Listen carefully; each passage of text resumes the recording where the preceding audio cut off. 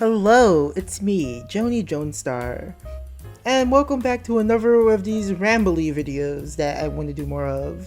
Feel free to just listen to this in the background while you do any creative thing or eating or whatever you want to do. This video is unscripted, so please excuse any stammerings or whatever. So yeah, this video is kind of a sequel to the last video about putting less effort into your object shows. And I kind of want to get more into my own process of how I make my own object show so fast. PB and GB, if you didn't hear of it, which you should probably watch, please. Anyway, currently with PB and GB, I usually, not always, but I usually upload at least 2 episodes every month, which I think is really good, and I'm almost to 30 episodes, and I'm really proud of myself for that. And I think I want to give some tips of what I do to help y'all get your object shows off the ground. Now, one thing you need to know when you're first developing your object show is that your show may go into a completely different direction to when you first conceived it. Like PB and GB for me, when I first made it, I want to be way more kind of controlled with it, kind of to look more professional, be more professional and I guess shorter as well too. And it was a lot of weird concepts that I just didn't end up being in the show and I just didn't vibe with, Paintbrush being a ghost and this whole art contest storyline, whatever, that the whole show is gonna be centered around. But eventually I said, this isn't what I want to do. I kind of just want to make a show that I can have fun with, that's low stress, that's stress free, and something that I can release pretty frequently that's cute. And I ended up making the PB and GB you know today, which the first episode was developed during the finale of my other show, and I ended up kind of shelving it a little bit because I felt like it wasn't good enough. I felt like it had to be that perfect idea, but I ended up just unshelving it and saying, you know what, this is the kind of show I want it to be. I'm gonna finish this animation for this episode, I'm gonna release that, and that's how the show is gonna be. It's gonna be this nice slice of life show that's stress-free, that I can just make at any time, and something that I am proud of. Something that you creators may relate to is that after the first episode, or after the first thing releases, it's always, what's next? And for me, I wanted to do better. I wanted to make something, a really good episode 2. And fun fact, the episode 2 that you see now wasn't the original episode 2. The original episode 2 was episode 3, which was stuck in development hell because I wanted it to be perfect and I was scared that it wasn't good enough. But eventually, after months, I decided, you know what, I gotta do something. If I want to release episodes of this show. I want this to be fun. So I'm going to release this really short episode that is just goofy nonsense that I just came up with on the day of, to say I'm going to release something like this. It's sure, it's not as high quality as it should be, but it doesn't need to be. It just needs to be something that I like, something I find funny, and something I'm going to release. I don't care how short it is, and then I just released it. And people liked it, people thought it was funny. And since I already had some work on the now episode 3, that was originally episode 2, I ended up releasing that a few days or a week or so later, I believe.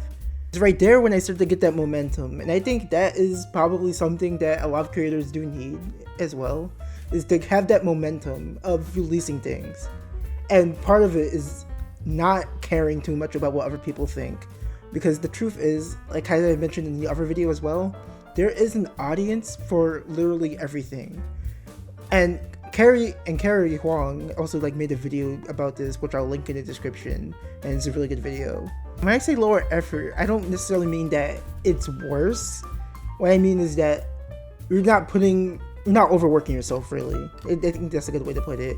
You're not doing more than what you currently can do. And I think that's a good way to make sure that your show and whatever you want to release actually comes out. Another thing that I do with my show a lot is try to dial it back sometimes. Because sometimes you have ideas that are really ambitious, that you think that, oh, it would be really cool to do this. And sometimes you just have to dial it back and try not to go overboard and actually make sure it's something you can do. This super amazing scene that's going to have fire, dragons, or whatever. Maybe dial it back down. Maybe you don't need all of that. Or maybe animate it in a more simple way where it's something that's achievable with your current skill level. Because I'm not saying you should have to get rid of like all of your ideas that you have. Just make sure it's like something that you can do in a reasonable amount of time, because I know a lot of you probably have like work in school, or in this job market probably school, or just trying to do something. So I think that's something that you should probably keep in mind, is that maybe don't go overboard. Maybe try to manage and make sure it's something you can actually do. I'm kind of bouncing off of that. I know a lot of shows try to hire like a lot of crew members, like lots of animators and voice actors. And unless you like really like to manage people and you really like to do that, I feel like if you want your show to come out fast and you're really motivated with this idea, like this is like your idea that you really want to get out there, I say you should probably keep the crew to like a small level, or if not a small level, like just it being either just you or like just you and your friends. Like I know, especially in the OSC, there's a lot of flakers out there. I know it sounds messed up, but it's true.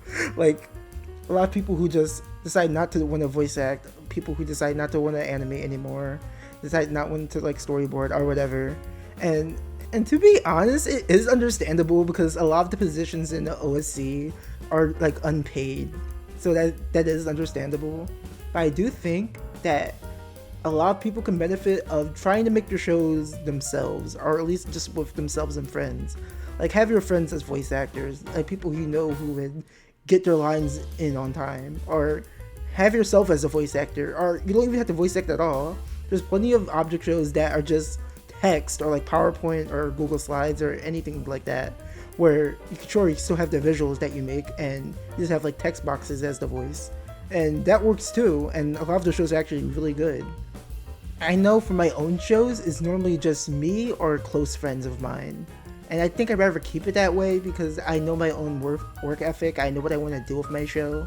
And I feel like that is the way where I can produce the most content while still really enjoying what I make.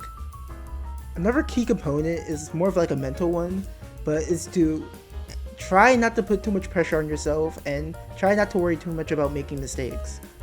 If you try too hard to be perfect, if you try too hard to keep one-upping yourself every single time, you're just going to end up in a cycle where you're too scared to make anything at all, or to release anything, because you're too scared that it's not good enough, or it's not as good as the last one that you made.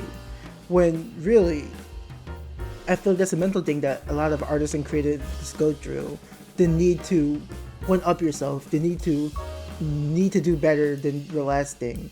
And for some people, maybe that is the fun thing to do, and just like how do you get their joy. But for someone who's trying to just make their object show and trying to just get it out while still also obviously enjoying the process, I feel like that is something that can trap a lot of young people. And honestly, the work that you do naturally, you'll end up naturally improving anyway. I feel it's more so try not to pay too much attention to that voice in your head that's telling you this isn't good enough, you need to do better. Because more often than not, at least from my own experience, the thing that you were making wasn't even bad to begin with. Another tip that is actually pretty obvious, but I still feel like I should say it, is that make sure what you're making is something that you actually want to do and something that you're actually passionate about.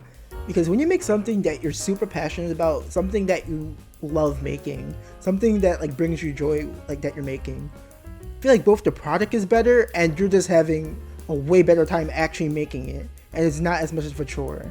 Not to say that there isn't parts of the process where you might groan at, like, oh, this animation's taking so long, or like, oh, I really hate audio editing. Like that stuff will like still be there, but as long as that you're always at least like super excited to release it, or just really passionate about the thing that you're making, I feel like that will help both improve your object show and also help improve the release schedule of it, because you want to bring it out to the world so badly that you will just love working at it at any chance that you can get. And I guess like one of the last things I can say is do not get too hung up on comparing yourself to other people. Like that is like the number one thing that you should always like keep in mind, because I know that a lot of you probably think that other artists are just better than you, or that you're not as good as this person at animation or something like that. And I'd say keep going despite those feelings, because you're not that person isn't you, and people will come to your channel or people will watch your things for you specifically. They're not watching for other people because if they want to watch for other people, they'll just watch that other person. They're coming for you specifically, and even if you don't feel like that your art isn't that good or your show isn't even as good as you want it to be, I feel like you should still keep going as long as you have a passion for it. Because not only will you improve by just doing it, but there are people who will like your stuff, I promise you. Literally every single thing has an audience. Like I said before in the last video, I believe. If not, then you're gonna hear this for the first time. There's people out there who like object terror and like object redundancy. So if like those things have like an audience, I'm pretty sure that your show can have an audience too. Because the world genuinely deserves your vision in it. Like, I'm being dead serious. Like, that show that you really want to make, the comic you want to make, script, whatever it is, game, I feel like you should release it. I feel like you should show it to the world, because the world deserves to see your great creations. And I know that sounds so cheesy, but I'm dead serious, because that's one of the things I generally love about the Object Field community, is seeing so many people just making their own shows and games and comics. Like I said, you do not see that in any other community, really. And seeing like so many young people that are like talented, or even like learning things for the first time, that's something that I really love. And it doesn't matter like what skill level you are. I feel like as long as you're creating something that you're passionate about, I feel like it has worth to the world, and to me too. If you need that personal validation, I think your show has worth. So I just talked a lot, and a lot of it wasn't really that cohesive, but these videos aren't really meant to be like super cohesive or whatever. They're just like unscripted talking and kind of just talking about things that I want to talk about. So I hope you enjoyed, and you better make that show of yours, or that game, or that comic,